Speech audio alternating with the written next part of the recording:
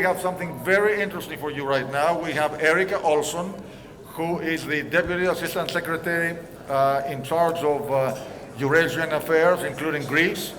So she's the person leading the Greek-US relations, and we're delighted to have her with us. So Erika, please come to the podium, and we look forward to your remarks.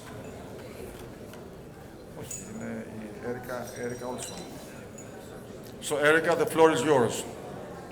Thank you very much for joining us. That's very kind, thank you.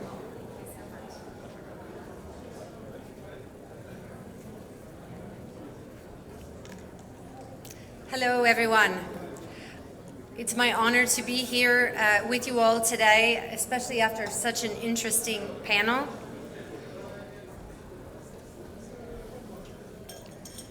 This year's theme of sustainable growth and investment momentum really goes far beyond the business and energy that we're discussing here today. Given how close Greece and the United States have grown and the considerable amount that both countries have invested in our bilateral relationship. The governments, peoples, and businesses of the United States and Greece have already demonstrated a commitment to one another, and now is the time to redouble our efforts towards a shared future of progress and prosperity. Although it's hard to top Greece's bicentennial year, a moment in time that we celebrated together as sister democracies with shared values, 2022 was another high-water mark year for the US-Greece relationship. And I'm proud to say that our relationship is stronger than ever. There's no clearer proof of this than Prime Minister Mitsotakis' visit to Washington in May, in which he was the honored guest of President Biden and made history by becoming the first Greek Prime Minister to address Congress. The Prime Minister's remarks about the importance of cultivating democracy, promoting multilateralism, and combating endemic challenges such as climate change, authoritarianism, and historical revisionism ring truer today more than ever before. He also correctly noted that the Greek-American community forms the core of the unshakable bond that unites Greece and the United States. And I recognize the many Greek-American leaders that are with us here today. From Capital Link to Southeast Europe and East Med Conference, to Ohi Day and all my interactions with the vibrant and passionate Greek diaspora and Hellenic American organizations, I've seen kalosini, agape, and above all, philotema. And these are the very same values that undergird the work of our embassy in Athens and guide our work in Washington. And while it's true that the world has changed significantly over the last year, fundamental truths remain. The world is safer and more prosperous when we strengthen our alliances. And Greece is a vital ally and capable strategic partner that engages on some of the most difficult challenges we all face today. We built on this partnership last year with a third US-Greece strategic dialogue and an update to the Mutual Defense Cooperation Agreement, which could not have come at a more crucial time for NATO or for Europe. We look forward to the fourth US-Greece strategic dialogue in 2023, which will enable high-level engagement on a broad swath of topics to include regional dynamics, defense and security cooperation, trade and investment, energy and environment, humanitarian challenges and disaster response, and people-to-people ties. The US-Greece relationship and the transatlantic alliance are more important today than ever, as Europe faces a very grave moment brought on by Russia's unjustified and brutal war of choice against Ukraine. The Kremlin's unbridled aggression is not only a flagrant violation of Ukraine's sovereignty and territorial integrity, it threatens the core principles of the UN Charter. As Secretary Blinken said earlier this year at the UN Security Council, defending Ukraine's sovereignty and territorial integrity is about much more than standing up for one nation's right to choose its own path. It's also about protecting an international order where no nation can redraw the borders of another by force. Greece understands this point, and we are grateful for the unequivocal support it has shown thus far to Ukraine. And Greece was a constructive partner on Ukraine even before Russia launched its February full-scale invasion, urging the Kremlin not to take aggressive actions and keeping a watchful eye on the significant Greek diaspora populations in places like Mariupol and Odessa. Greece's moral clarity on this issue helped define global efforts, and Greece's efforts to send humanitarian support, assist in evacuations, and ultimately help Ukraine defend itself were vital. The Department of State approved $30 million in foreign military financing grants to Greece just earlier this summer in light of the challenging security environment and in light of Greece's support to Ukraine. This funding represents our ongoing commitment to Greece's security and the enduring strength of our partnership.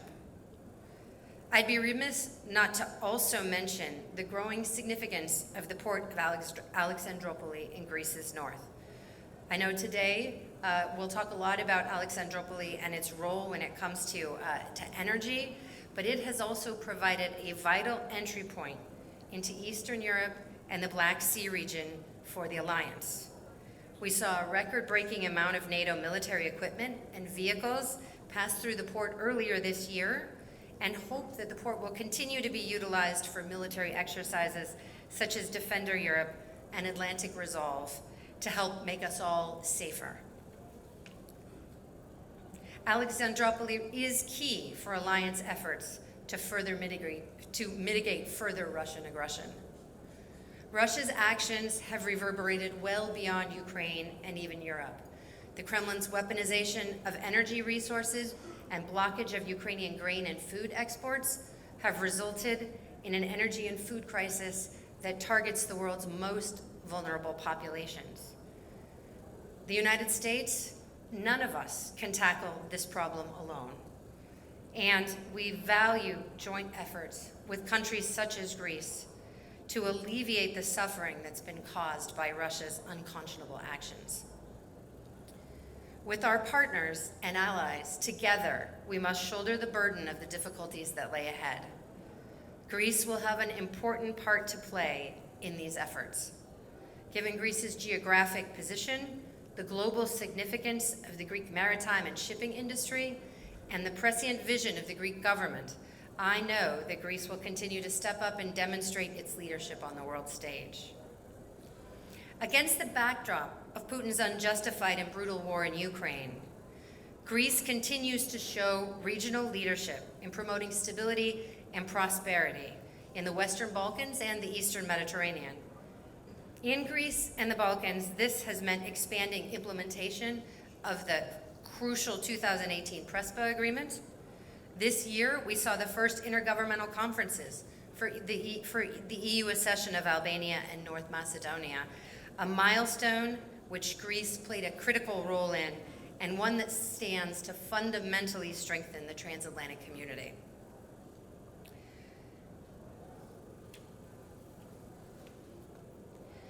Of course, one can't discuss the Eastern Mediterranean without mentioning the important work being done by the 3+1.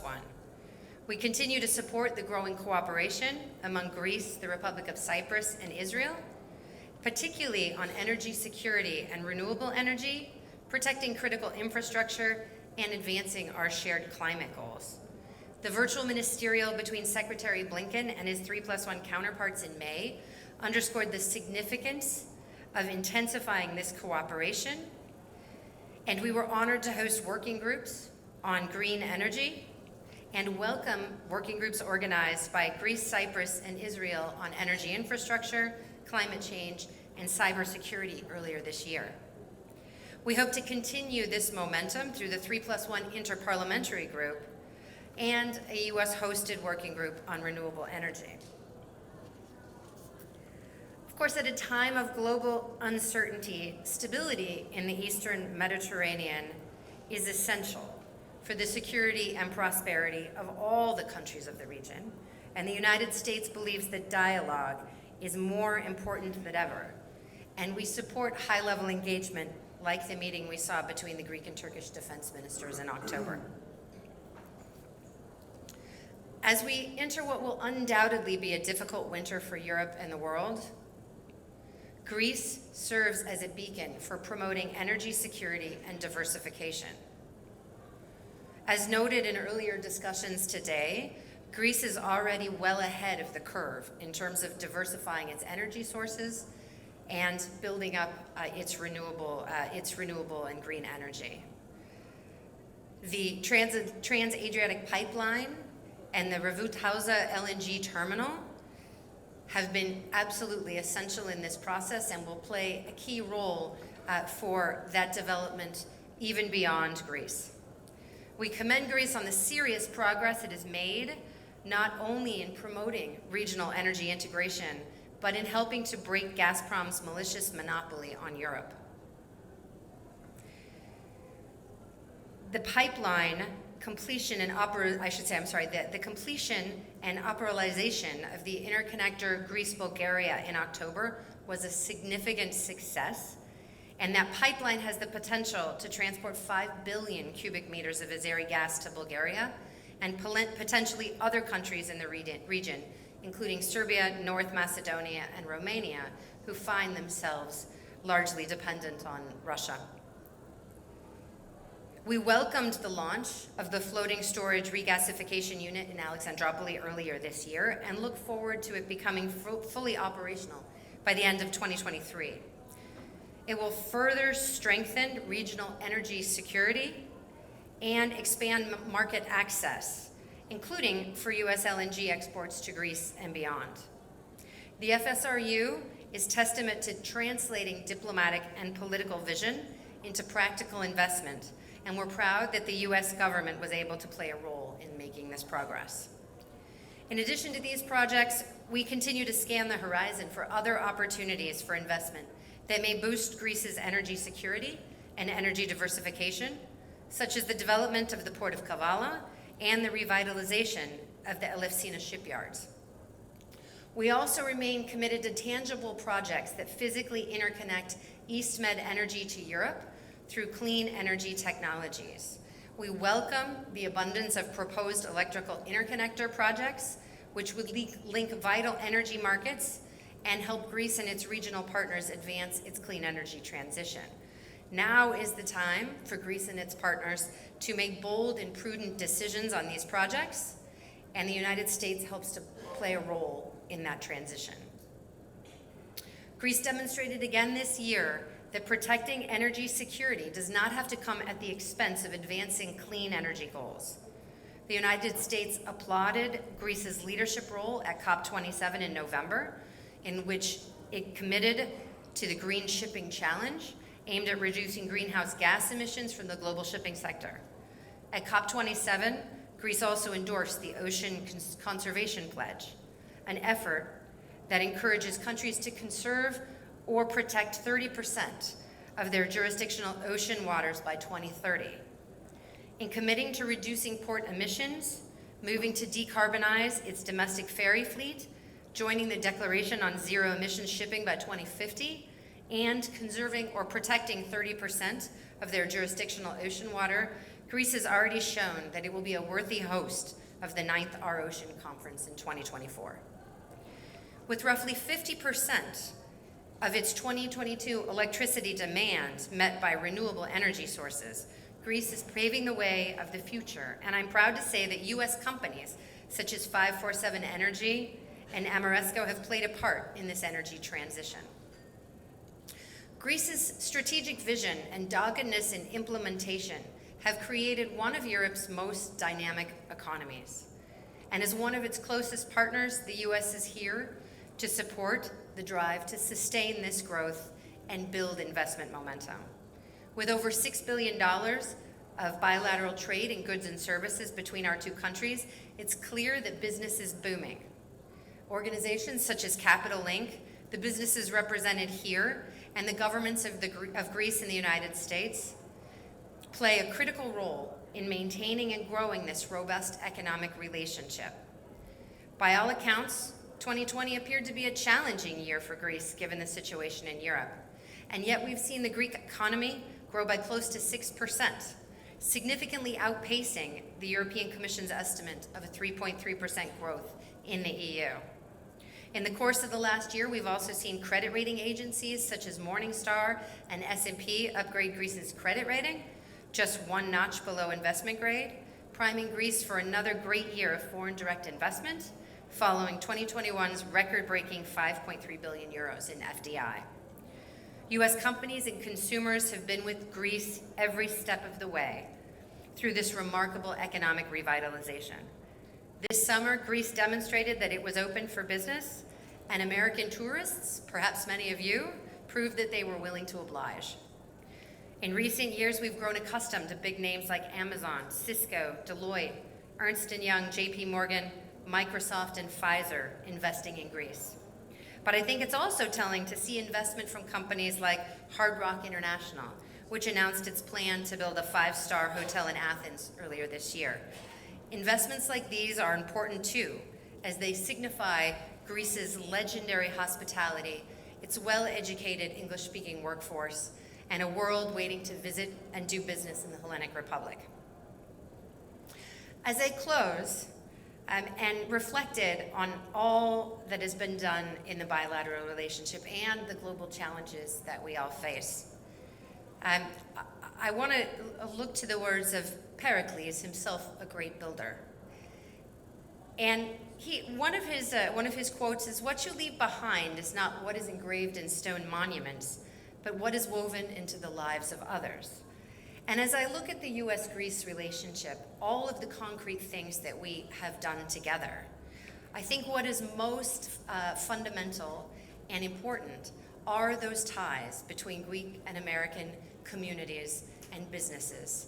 And as long as we continue to build on those, as we confront the challenges in front of all of us, the sky is the limit for our relationship. So thank you so much. I'm really happy to be here today. I wish you all success in your meetings and your discussions. Thank you.